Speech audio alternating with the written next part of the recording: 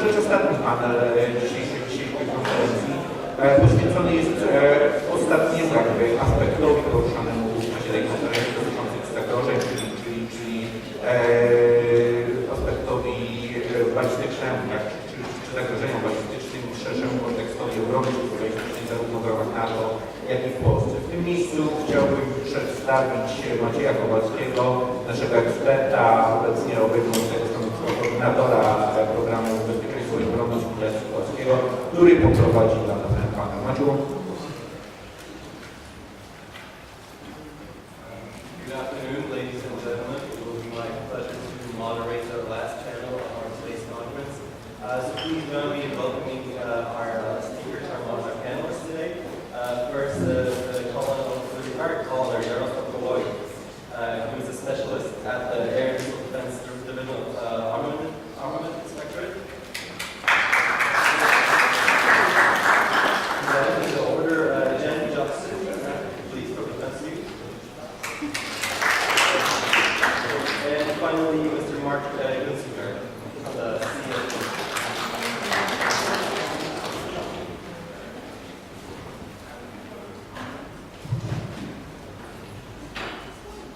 So first, a couple of words about our guests, since I didn't introduce them properly yet. As I said, retired Colonel Boy is a specialist for the Air and Defense Armament Inspectorate. He's been retired for just over a year right now, so he's fresh out of the field, and we're looking forward to his perspective on things.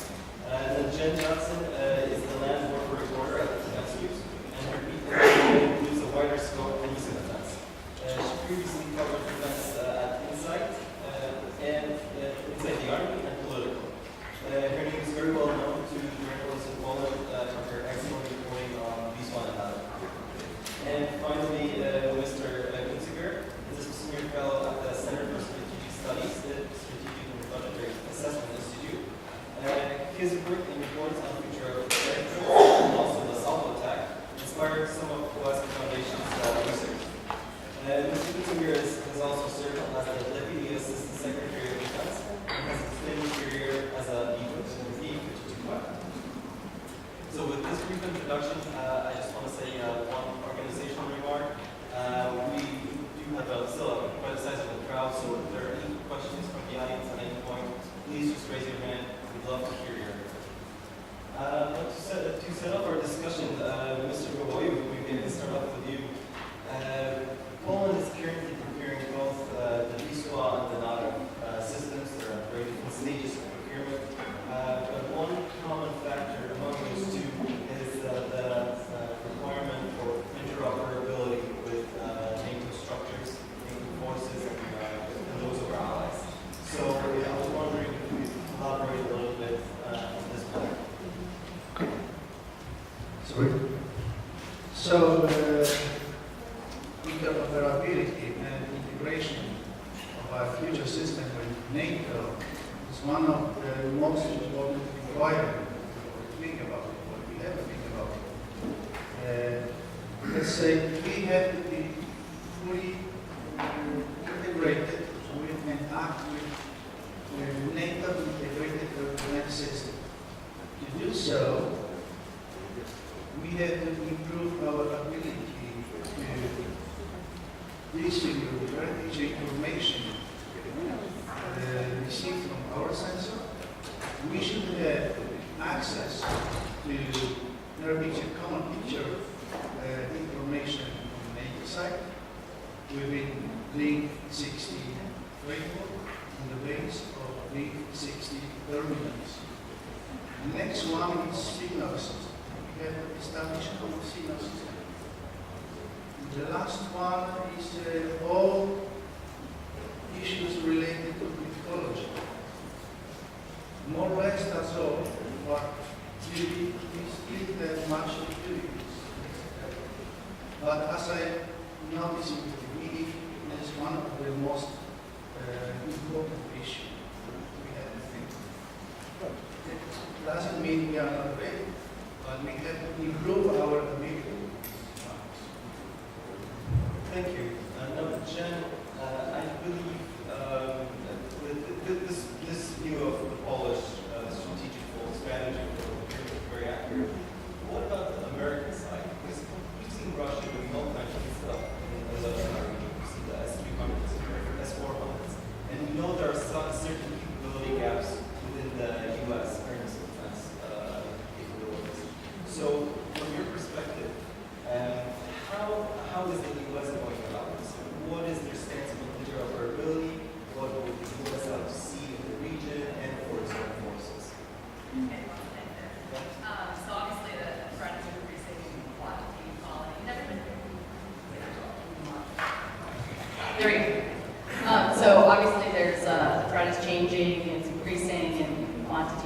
quality.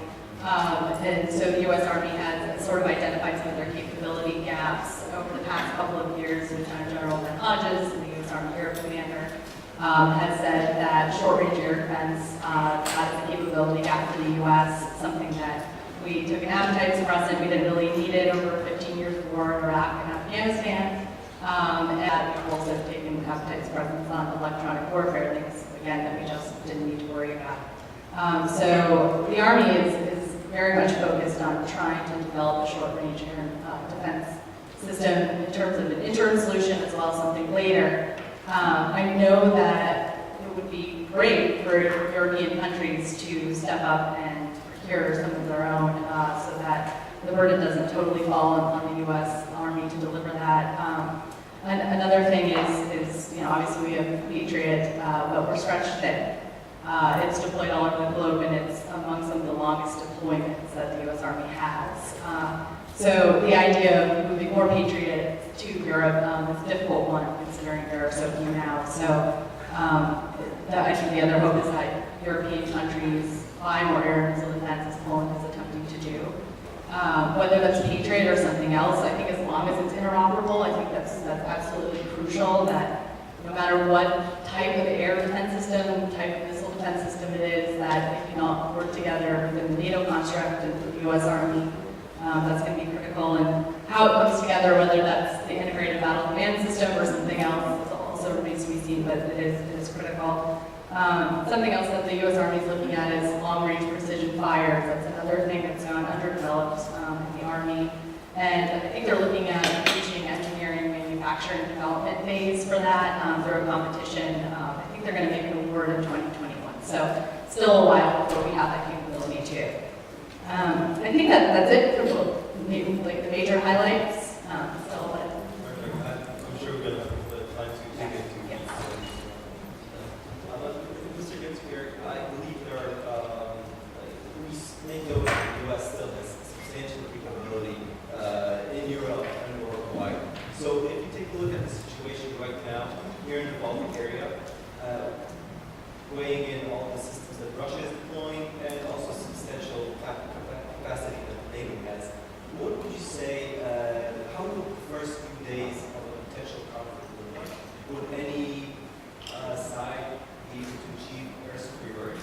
And if yes or not, how should this affect our planning, crews, ability, etc.? That's not an easy answer, and it's an excellent question. Let me say it depends very much on what kind of conflict we're talking about. We're talking about hybrid warfare, information warfare, the way Russia is now planning to conduct it. That conflict could be short of the level of war as we conceived it in the past. It's not going to be an attrition-based conflict, but something that they've been pursuing rather successfully in Ukraine.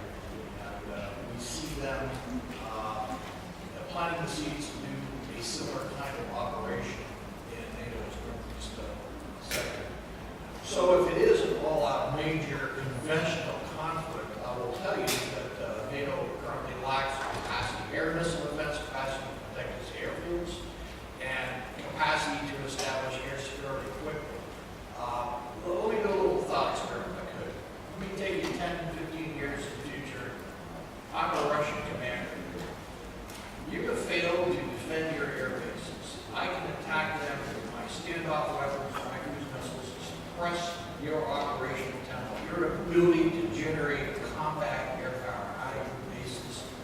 And furthermore, my aircraft are now teamed with unmanned systems to extend their reach, their sensor reach, and can help me cue my longer-range air-to-air missiles against your non-stealthy aircraft. And we have some stealth now, 10, 15 years out. I understand you have some stealth now in the form of the F-35, but it just isn't going to be enough to establish air superiority over the area of operations I'm most interested in this theoretical conflict, which would be Lithuania, Baltic, capital, and Poland area, as they talked about in the previous panel. So I'm going to go after your Air Force on the ground. I'm going to treat it there, and I'm going to deny you the ability to achieve air superiority. Now, you might be able to deny me the ability to achieve air superiority too. So we'll have a situation where it's mutual denial. That benefits me, because now your air power isn't going to be able to protect and provide support to your ground forces in moving on and moving into the wicked. And I can support my ground forces with my artillery and other precision guard systems that I can move rather quickly. Thank you very much. And I think an important step in achieving that, and that's what Jen also touched upon, is getting some of those programs that we're currently doing really started. So with that, I want to get back to Colonel and ask him, what is the holdup on Wisła and on Narew?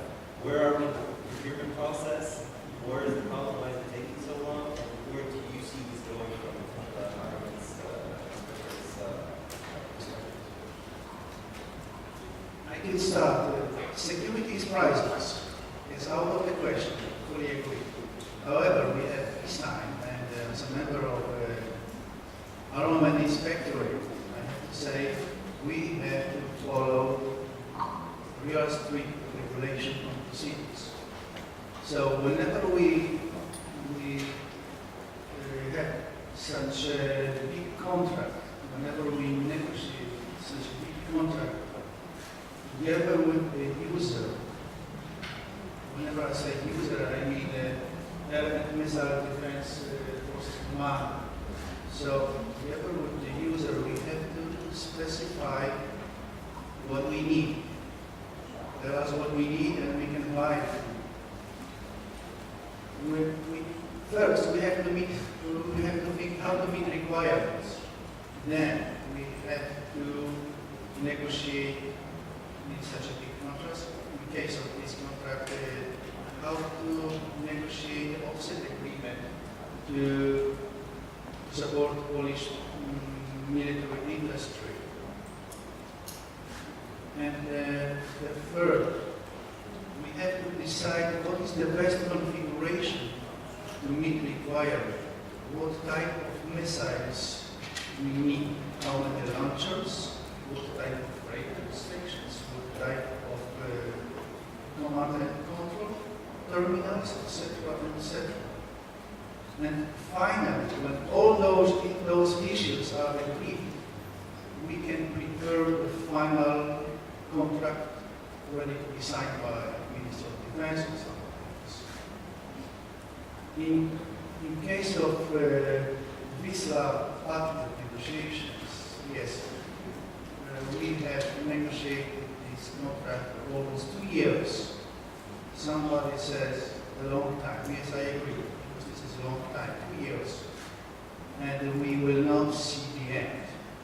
And the main problem is that we know America wants to introduce the new command and control system into its air defense forces. But the problem is that this system is being tested now. So we have to decide, maybe not we have to decide, but our politicians, our government have to decide. What do we want to do?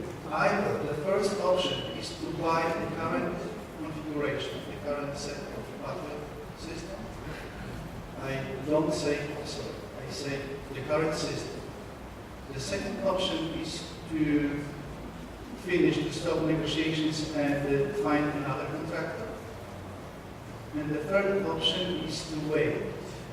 Wait for the next 2 years, maybe 1 year, as long as the new command and control system will be introduced to the American forces, tested and introduced, and then we can buy the new system. Both systems, I mean, this current and the future are very expensive. We are talking about a contract for millions of dollars. So decision must be made on a higher level by our politicians. Personally, I think because we don't have a budget system, it doesn't mean we are an army. But on the other hand, everybody knows post-Russian systems like SA-6 Genk, SA-8 Gecko, S-200 or Narew. Those post-Russian systems are 20, 30, and in case of SA-6, even 40 years old. So this is really strategic need. This is our priority to replace our new systems with the new one. But, yes, the program is hard. But what we have to do, this must be decided at a higher level. As a member of inspectorate, the government inspectorate, even our chief, we have to follow the regulation and wait for political decision. In my personal opinion, we should wait. But this is only my personal opinion. That's it. Thank you. Thank you. That was very inspiring. Ms. Johnson, relating to that, is that we know that the U.S. is looking at some capability gaps that you mentioned in SHORAD, and with Wisła, possibly a role, maybe not. A lot of people will be looking to NATO as the next step that you could be pushing forward. So do you see what kind of a cooperation or coordination of action between the U.S. and Poland do you see? How the two procurement pathways could benefit from some synergies? How do you see those two working together? So I can't even begin to say how they start working together, because I think the U.S. Army is still trying to figure it out for themselves. And again, I think we'd also like European countries to go about it too. So I think it would be nice to find some synergy. I don't know what that might be. So the U.S. Army is currently looking for an interim capability, and it seems like what they're going to be doing is sending Avengers to Europe. And our Avengers are actually within our reserve forces, so it's not actually even in the active army. So it's not seen as an ideal solution. The U.S. Army is later this year going to take a look at a bunch of different companies' offerings. Anyone around the world that has a SHORAD capability can come to the Fire Center of Excellence at Fort Sill, Oklahoma, and try out their systems. Boeing is a souped-up Avenger that you can put directed energy on. We're looking at counter-UAS also as part of SHORAD. So that should be really interesting to see what comes out of the woodwork from industry around the world. And so I think that's also something Poland could be watching as they potentially gear up to maybe reprioritize for the Narew competition. I think it would actually serve Poland well to start looking at that again, considering there is this SHORAD capability gap that the U.S. Army is looking to fill. Poland could step up to the plate there. In terms of Narew, I also know that the idea was to develop the Wisła program and then have the industrial base to do Narew on your own.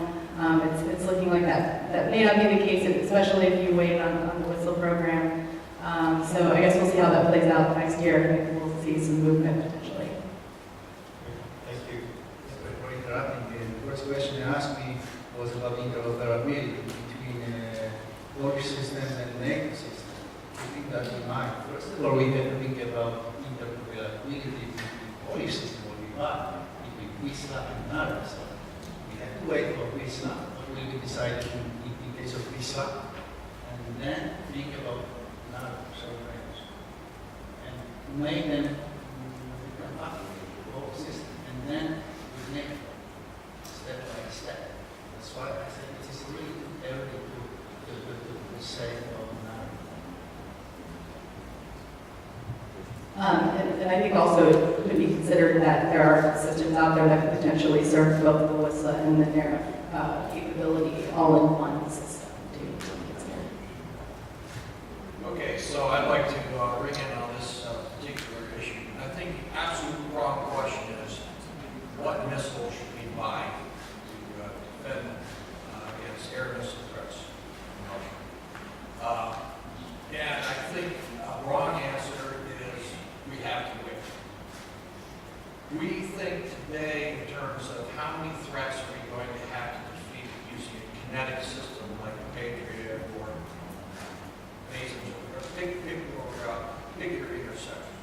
I think a better way to think about it, and we've written extensively on this, how many weapons is the enemy going to have to use to be effective in the future? And how can we drive the number of weapons and sorties and launches he needs to use up to a point where it really isn't feasible for him to aggress against us in the first place? Gee, that's called deterrence.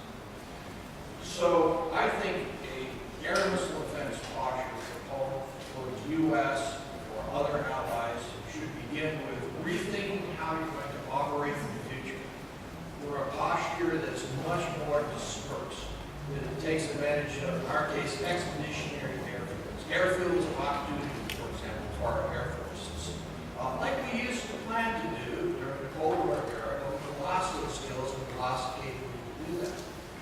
Defended by, yes, high-capacity air missile defenses, which includes SHORADs and longer-range systems, SHORADs that include low-cost interceptors, direct energy, high-power RF systems, lasers, electronic warfare systems that are very, very low cost per threat engagement. Systems that we could use to conduct counter-ISR operations to defeat the surveillance assets of Russia, as well as attack the sensors on their weapons. Again, the intent is to drive up the number of weapons they need to use to attack our installations, our bases, our forces effectively. And it's not just a dispersal, but it's also a multi-spectral camouflage, concealment, deception, decoys, and everything else that can cause Russia to waste weapons on false targets. Sheltering, fake shelters that look like real shelters, with little signatures like an airplane in it. Russia might have to put a couple of weapons into it. Again, we're causing them to waste weapons. The point is, we don't have those capabilities today in the U.S. military because we haven't beaten them over the last 25 years. And solving this air missile salvo defense problem we have today will require kinetic, non-kinetic, concealment, deception, decoys, dispersal, and everything else I talked about to solve, not just one weapon that we can buy. Again, I'd like to remind the audience, if you'd like to jump in, weigh in on anything, ask a question, please let me know. Going off this answer, what we have some capable systems available on the market today, and not to pick any favorites, but different producers have different systems. There's been a lot of talk about adding anti-air capability to just short bases. There has been a lot of talk about that batteries in Poland. Unfortunately, that's two different producers, so I'm probably. What would you say, would that be beneficial for Poland, for the region in general? Would that be provocative towards Russia? I know it's a policy. What's your take on this? I think anything the U.S. Army does in Europe seems to be provocative to Russia. But in terms of anti-aircraft capability for Aegis Ashore, I don't know where this is now, but I know that the Missile Defense Agency a couple of years ago, maybe a year ago, was tasked with studying that. I honestly don't know what has come out of that, or if they're finished with that study, so that's going to be on my to-do list to look into now. I think that there's a need, absolutely, to defend these things that are just sitting. they don't move, so I think it's important to definitely have a strong defense of these systems. In terms of sending them to Europe, the Army has a requirement for 9 THAAD batteries, but they will only currently be building 7. It's in the budget. There's no money for anything for me on that, and I don't know if they'll ever revise that. So we're short on the amount of THAAD batteries that we'll be building ultimately, which means we have to be sort of deciphering about where they go. And obviously this is a force posture decision that I'm not privy to. We have one that's going to most likely be stationed in Guam for the time being for the foreseeable future, and we're going to be putting one in South Korea. So that leaves 2 that are likely to sit somewhere for a long period if not in Europe. So I don't know. I think there's enough capability out there where that isn't necessary in Europe.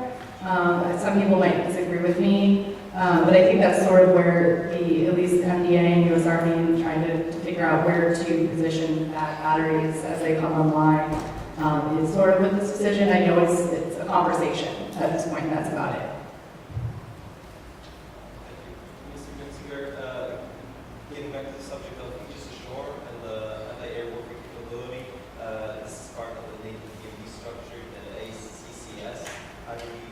Would you see this as a possible base that you were talking about earlier, about integrated defenses, as warfare of the future? Would that be a base, or do we need something absolutely different? I like to think in terms of combined integrated air missile defense rather than ballistic missile defense. Our MDA is doing fantastic work with regard to ballistic missile defense. Well, our missile defenses today in the United States are optimized to essentially intercept and kill a very small number of ballistic missiles launched by remote states such as North Korea. Our military lacks the capacity to defeat satellites, as I mentioned earlier, and handle the kinds of air threats that we should be preparing for, and we're very concerned about. A lot of people, smart people working on that part. I'm frankly more concerned about satellites and cruise missiles and other air-delivered weapons than I am ballistic missiles in Europe, which are going to be a real problem, possibly in conflict. But in terms of actual mass of precision fires that Russia put on our airfields, our bases, and our field forces, we have to think about those other threats. And furthermore, if the defenses are not in place in Poland and in multiple states at the start of a major conventional war, it's going to take a long time for them to come in because Russia is obviously going to be attacking the lines of communication, which is why I'm an advocate for our military abandoning this forward presence posture we adopted after the Cold War and return to a posture that is more optimized to defeat as it was during the Cold War, which doesn't mean we move back out of armed BCDs and so forth, rather more emphasis on placing air missile defenses, shore-based anti-ship cruise missiles, advanced fighter aircraft, electronic warfare systems, the kinds of capabilities that I think really deter Russia. You mentioned the salvo attack with your research, but can you maybe briefly describe what the salvo competition is about? Sure, a salvo competition, which is a term being used by many in our league, and we have used it in a lot of our reports, is a situation where two combatants both have the capability to attack and defend with precision. Another way of saying it is it's a pure precision strike regime, where we, NATO, is no longer the only player with the ability to strike with precision. And the salvo competition is one where both sides are continuing to improve their ability to attack effectively and defend against the opponent's attack. And it's not just by buying new weapon systems, but it's also all those other active and passive means I've talked about to defend as well as to counter the enemy's ability to attack.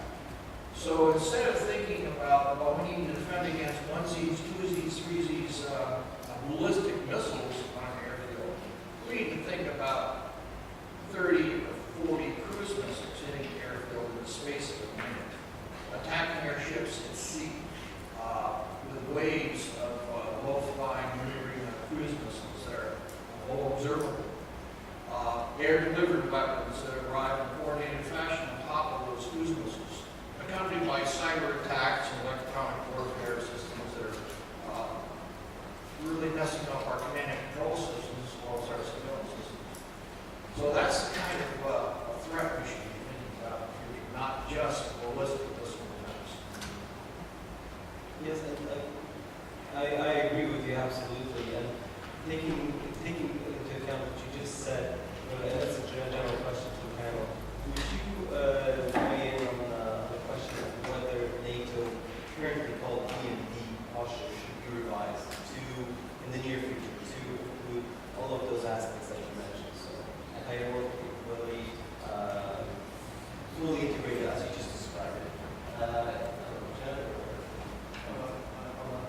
on advice, and next time, I think I would see the next person should be represented from the user. Their initial defense process commander. You know what I mean? Yes. Very often I have to repeat this statement that I am from armament inspectorate. Tell us what you need and we will buy it for you. Be aware we don't have any strategic planners, spread assessment specialists, and political advisors and analysts. We have commercial advisors, military specialists like me. I'm responsible for evaluating the system, but not for strategic or threat assessment. We will try to So the next time you find another person, Yes. yeah. No, we love your input. I mean, if you spend hours, we're absolutely You know what I mean? Yes, absolutely. Sounds like there's a salvo of raindrops.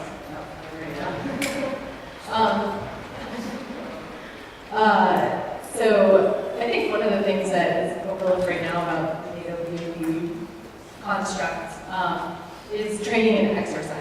I think that there should be more training and exercises right now to address the current threat. And I know the question was a little bit more geared towards future, which I can't answer, but I do think that there should be more training and exercises, and I think that it should be more representative of real world scenarios. And so, more in a strategic context. So I'd like to see that happen in the coming years. Well, I piggyback off that comment. I absolutely agree. Training and exercises where our ability to operate in the electromagnetic spectrum is challenged. We become very, very dependent on high power RF communications links, satellite communications, and other means, which frankly Russia is capable today of intercepting, geolocating the unit, transmitting, and then putting some precision fire zones. We've seen they have done in the Ukraine. The EMS, electromagnetic spectrum, is a war-fighting domain where wars can be won or lost. And we need to figure out how we're going to maneuver in that domain effectively if we're going to conduct operations in all other domains. We're so dependent on that.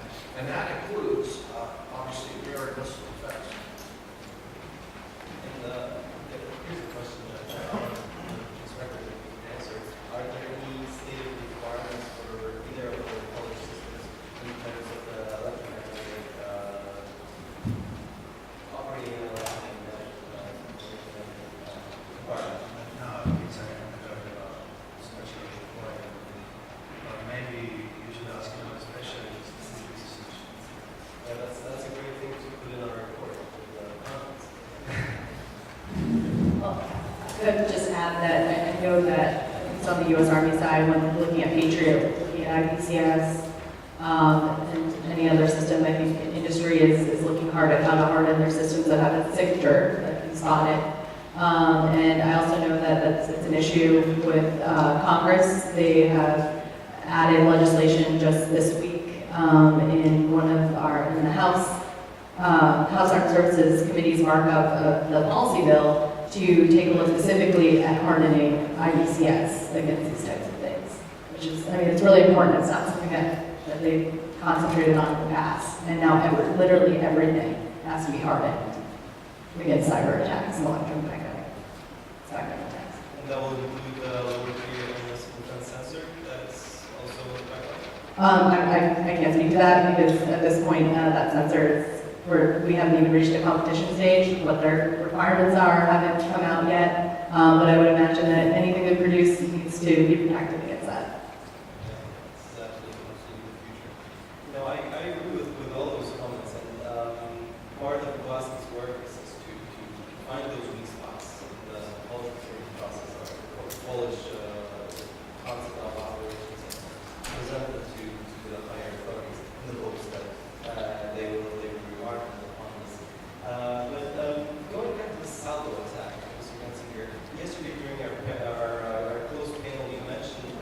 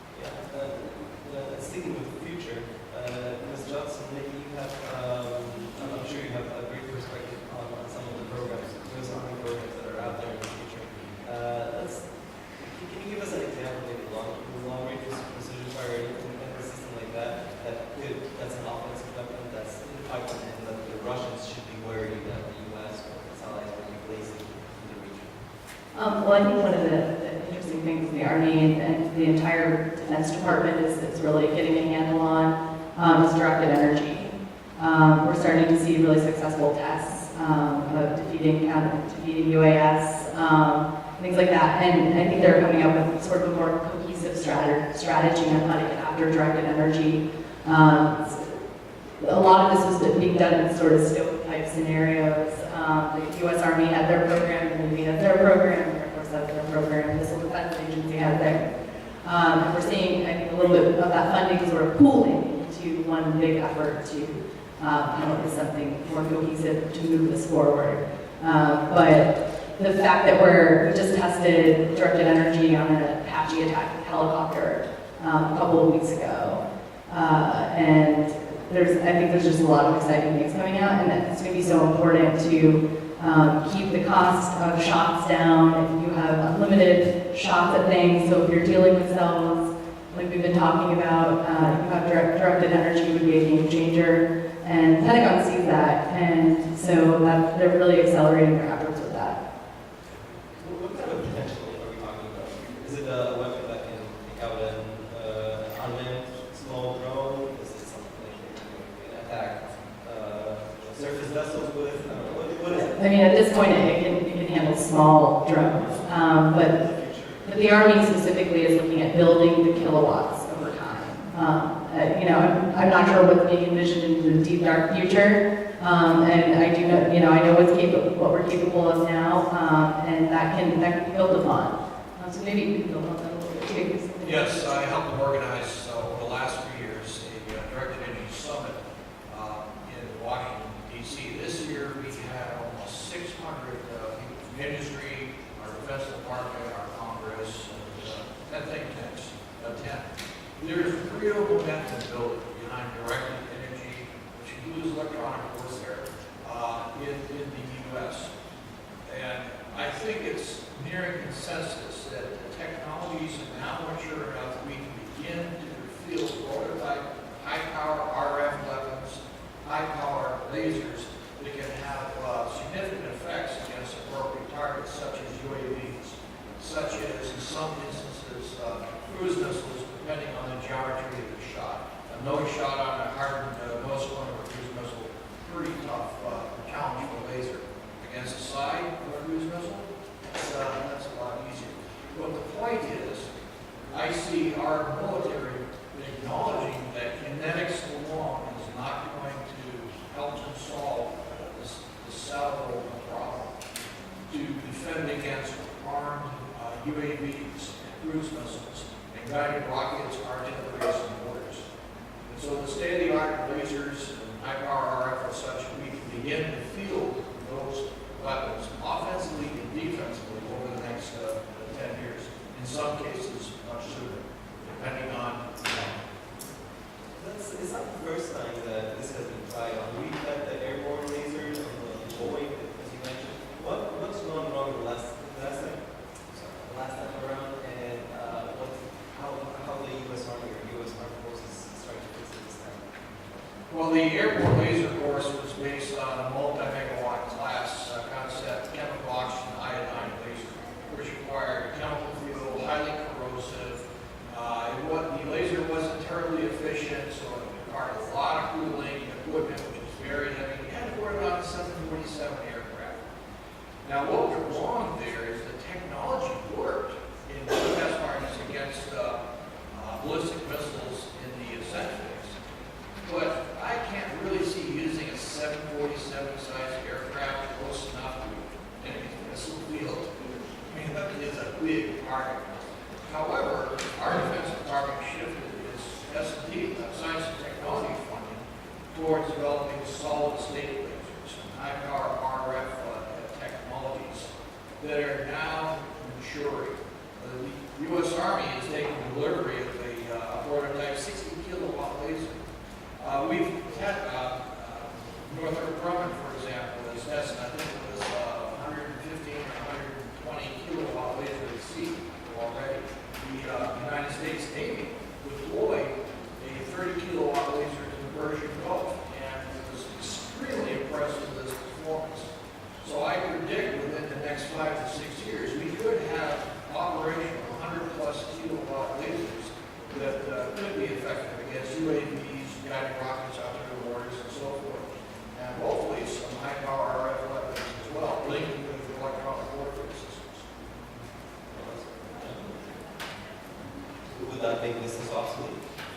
Never. No. It is a competition. That's why we call it a salvo competition. And we have to think about how we jump to the next phase of this competition by harnessing some of these emerging technologies to gain an advantage on our opponents. High-power lasers and high-power microwave defenses against re-entry vehicles, that's a really hard problem. It's going to require kinetic defense. The point is, kinetics and non-kinetics are complementary. And alone, it's insufficient. They need to be integrated, as you said. The fire control systems that can discern the kind of threat and apply the best weapon against that threat in a very short period of time. That's an automated system. We're going to need the future to do that. And the Russians are in the competition, no doubt about it. They're not giving up. Personally, for example, I'm very worried about the Zircon missile that's supposed to reach Mach 8 speed and around 400 kilometers. Those numbers are, of course, unverifiable, but the Russians like to put out this news out there just to scare us a little bit. But from your perspective, we know we already have some capability as it is, but in the near future, what gaps should we be looking out for? And maybe can you think of any programs or any direction the U.S. should be going through for in the near future?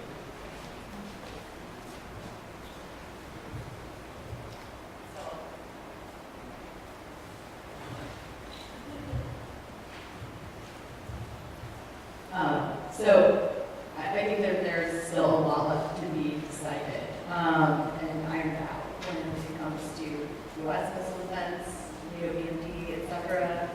And there is a big push with Pentagon to put out come up with a new strategy for missile defense by the end of the year. So I think we'll see a lot of insight coming out of that. I'm actually surprised at how quickly they're going to put this out.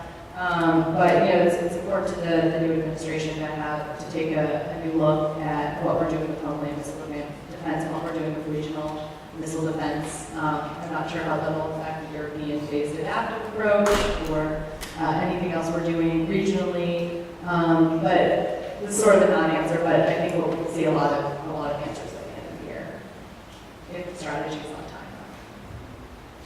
I'm particularly concerned about hypersonic weapons and hypersonic glide vehicles. China and Russia have openly expressed an interest and said we are developing in some cases that made claims beyond where it's developed. The point is, we have to crack that. That is going to be a very difficult challenge, especially hypersonic glide vehicles, which could attack any base or whatever from any aspect because they can maneuver. And you can't anticipate what aspect it's going to come from. So we're going to need 360-degree defenses to counter that. And the defenses that probably will be most effective against those kinds of threats will be kinetic in nature, at least in the foreseeable future, my personal opinion.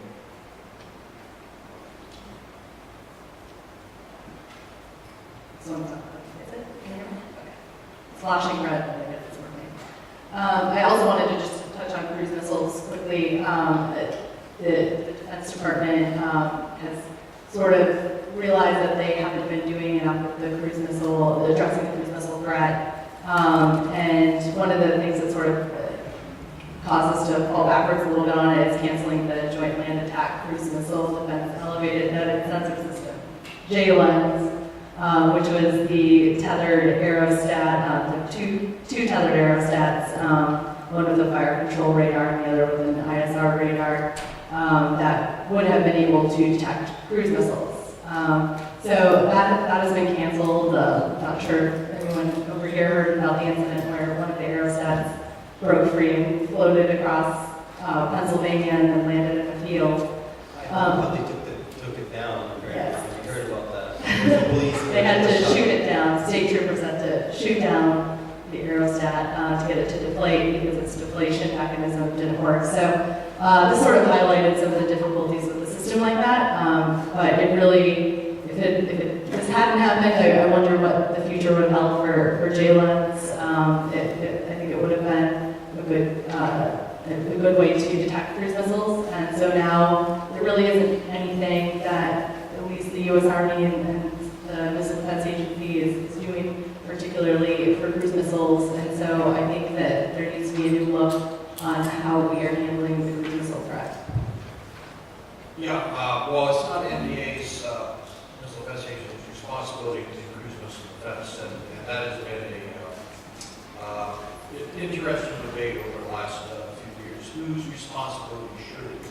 The Army is doing some things about cruise missile defense in the form of SHORADs that could be effective against them. The Air Force, I hear a lot of talk about what they might need to do in the future to protect their air bases against cruise missile threats. But the fact of the matter is, our air bases worldwide are pretty much unprotected against that threat. And to me, in the Pacific, in particular, against the PLA, that is the more significant threat we have to be concerned with. Against North Korea, of course, it's still the ballistic missiles, and covering our bases and other sensitive areas, allied territories and so forth against that is a high priority, which is why you see Patriots that being deployed to that region. We mentioned the 360-degree capability for systems, and Wisła has that requirement for that MOD. At the same time, we know there are certain issues with the kind of configuration that does not provide does not provide this capability. What's your take on the requirement in general? Do you think this requirement could, should, will be lifted? Or is all kinds of stuff? This requirement has been listed already. That's why it's another problem for us to enforce the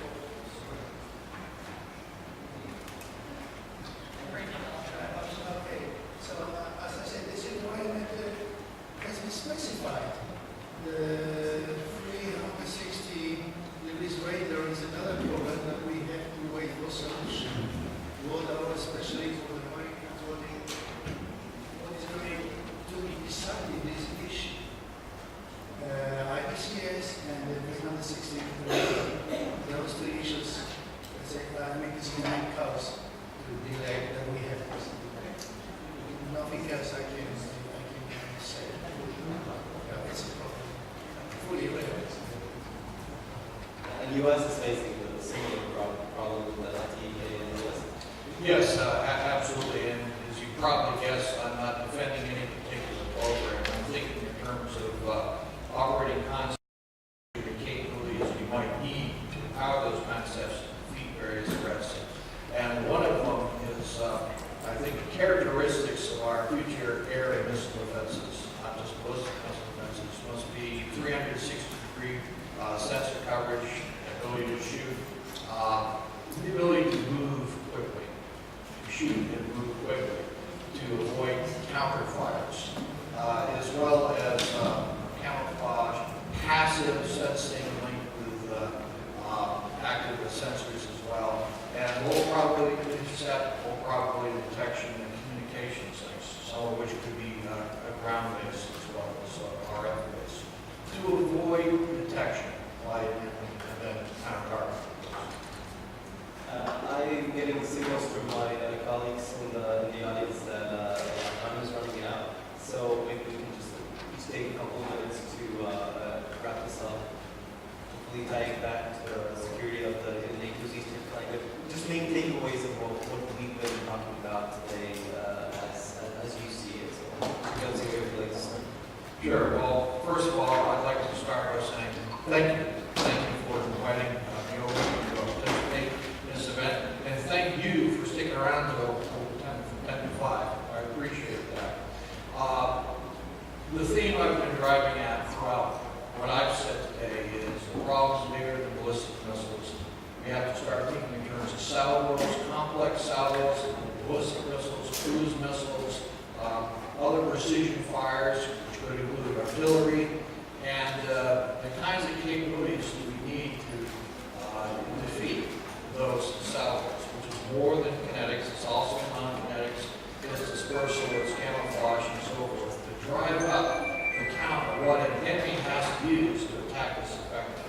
If we can drive it up to a point where it's going to impose significant costs on an enemy to attack us, then maybe that could give an enemy pause. And that's called deterrence. I think I just sort of wanted to hit home a little bit. Poland is obviously at this point where you're trying to decide what to do with this program. And I think it's a tough time because the U.S. Army is also struggling with what they want to do in the future. And I know Poland wants to be sure they at least have an interoperable system with the U.S. Army and with the rest of NATO. And so it's difficult because the timelines are just not lining up to where Poland needs to be urgently to where the U.S. Army is, and there just isn't a sense of urgency, I think, in the U.S. to get this 360-degree radar to compete that, to get IBCS up and running. Unfortunately, we've seen IBCS delayed by about 4 years in terms of their development. We're not going to see initial operational capability of that system until potentially even 2023, which if Poland wants IBCS for the Wisła competition or the Wisła program, that you're going to have to wait for that. The other thing is we don't even know what we're doing with for our 360-degree radar, and won't even begin a competition if we stay on track. There's supposed to be a competition started in 2017. If we started in 2018, we won't see a 360-degree radar on the U.S. side until 10 years later. So if you want that 360-degree radar to match what the Army is doing, you're going to be waiting a while. So just to make that point about the timelines. Because you all realize the role what the environment inspector plays in this whole process. We have delayed in this program, and nothing in this stage, nothing we can do. We have to continue negotiations and wait for the future, and wait for further political guidance. And that's all. What I can say, what I can reveal, the result of these negotiations. Thank you for your information. But as I said, one person is missing from the user. I really need him. Thank you. Well, with that, I'd like to thank the panelists very much for this beautiful discussion.